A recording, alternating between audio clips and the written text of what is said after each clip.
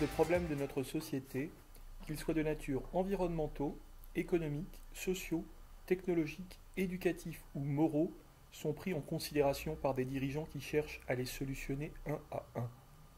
Mais force est de constater que depuis des décennies, ces problèmes se renforcent mutuellement et qu'un état de crise permanent tient lieu de lien entre les membres de la société. Cette crise, ou devrait-on plus justement dire ces crises, font l'objet de multiples analyses et propositions d'une variété d'experts depuis plus d'un siècle. Mais les perspectives esquissées semblent souffrir du syndrome du toujours plus de la même chose, morceau par morceau, sans vision globale.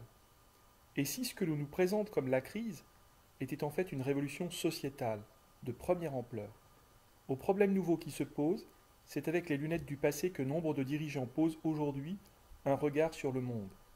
Ils puisent, sans discontinuer, dans des recettes éculées, des modes de pensée hérités de l'ère industrielle, à peine adaptés au contexte actuel. Leur autorité s'affaiblit et la démocratie qui nous abrite aussi. Le constat posé est donc celui d'une inadaptation du cheminement des dirigeants dans leur prise de rôle et de fonction et d'une aggravation de leur déconnexion avec le reste de la société. Tout se passe comme s'ils étaient sujets à une perte de conscience, certainement liée à une perte de connaissance.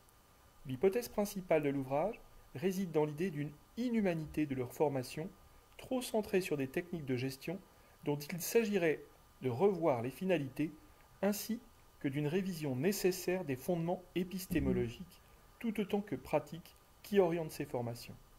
Cet ouvrage s'intéresse au développement des dirigeants.